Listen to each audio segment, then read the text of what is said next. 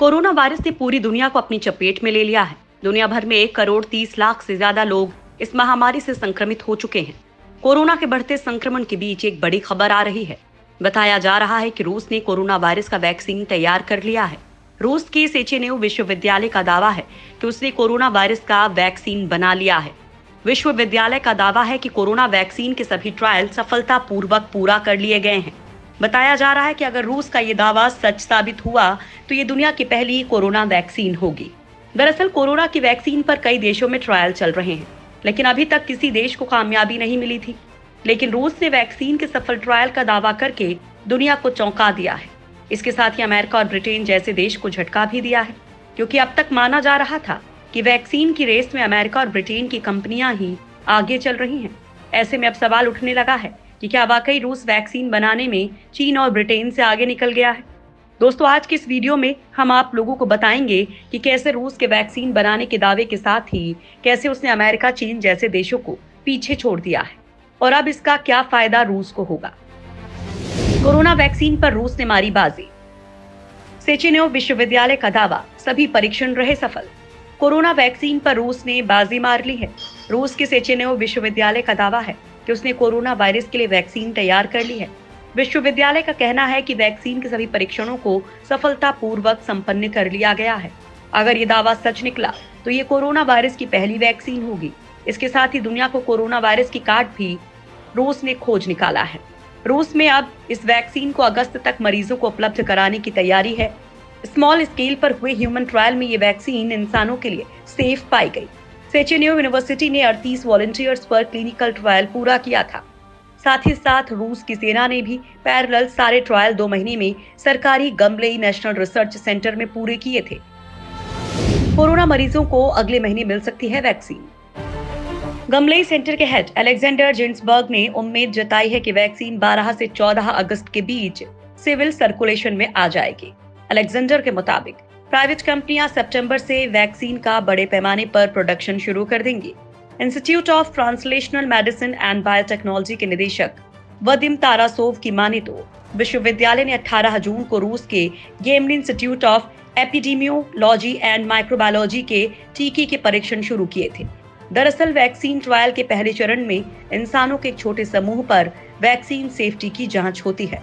बड़े पैमाने पर वैक्सीन का ट्रायल करने से पहले ये ट्रायल सालों तक चल सकता है।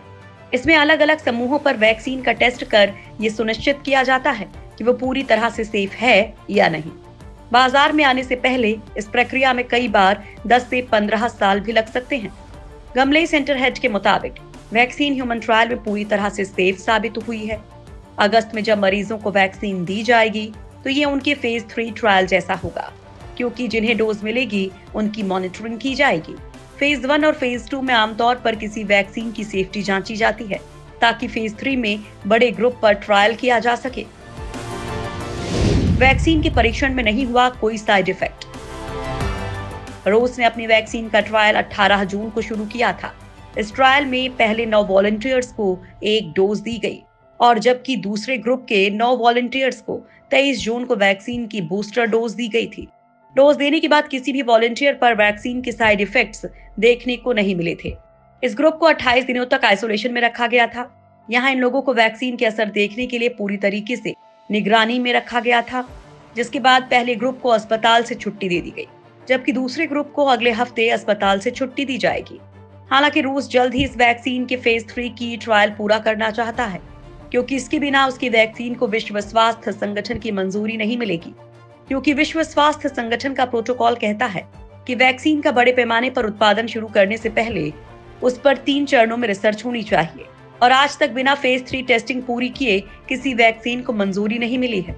इसलिए रूस इसको जल्द खत्म करना चाहता है। वैक्सीन बनाने की रेस में पिछड़े अमेरिका, चाइना।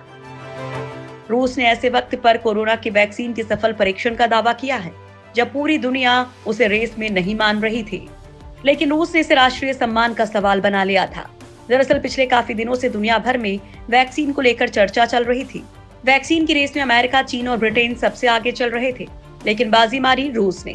हालांकि रूस की वैक्सीन के ट्रायल को लेकर सवाल भी उठ रहे हैं, क्योंकि माना जाता है कि वैक्सीन के सभी परीक्षण पूरे करने में लंबा वक्त लगता है।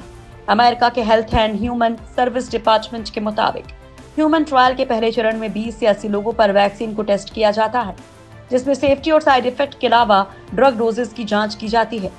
विश्व स्वास्थ्य संगठन ने पहले ही चेतावनी दी थी कि वैक्सीन बनाने में जल्दबाजी नहीं करनी चाहिए। वैक्सीन ट्रायल में जरा सी चूक लोगों की जान के साथ खिलवाड़ हो सकती है।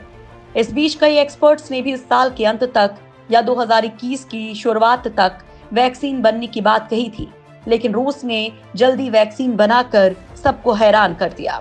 10 जुलाई को रूस की वैक्सीन के ट्रायल पर वहां के स्वास्थ्य मंत्रालय ने कहा था कि वैक्सीन के अच्छे नतीजे सामने आ रहे हैं। अभी तक किसी तरह की शिकायत या साइड इफेक्ट देखने को नहीं मिले हैं। साथ ही वैक्सीन लोगों की इम्यूनिटी को भी बढ़ाने का काम कर रही है। टेस्ट के लिए बनाए गए 2 समूहों में इम्यूनिटी के अच्छे नतीजे देखने को मिले हैं। इसके ठीक 2 दिन बाद रूस ने वैक्सीन के सफल परीक्षण का दावा भी किया था। रूस की वैक्सीन के सफल परीक्षण के बाद अब इस रेस में अमेरिका पिछड़ गया है। एक अमेरिकी कंपनी मॉडर्ना का दावा था कि वो जल्द ही कोरोना वैक्सीन का निर्माण कर देगी। मॉडर्ना का कहना था कि इस वैक्सीन की वजह से किसी व्यक्ति में कोरोना संक्रमण नहीं हो सकता, क्योंकि इसमें कोरोना वायरस मौजूद नहीं होता। 18 मई को मॉडर्ना ने ऐलान किया था कि फेज 1 ट्रायल में इसके परिणाम सकारात्मक आए हैं, लेकिन अभी 2 महीने पूरे होने वाले हैं और वैक्सीन का ट्रायल अभी पूरा नहीं हुआ है। भारत में भी शुरू हुआ वैक्सीन का ह्यूमन ट्रायल। हैदराबाद की भारत बायोटेक और आईसीएमआर ने संयुक्त रूप से भारत में कोरोना से बचाव के लिए वैक्सीन को तैयार किया है। वैक्सीन का ट्रायल पटना एम्स समेत देश भर के 13 अलग अलग संस्थानों और कोरोना के विशेषज्ञ चिकित्सकों के माध्यम से किया जा रहा है। सभी संस्थानों की रिपोर्ट के आधार पर ही वैक्सीन को आम लोगों के लिए लॉन्च किया जाएगा।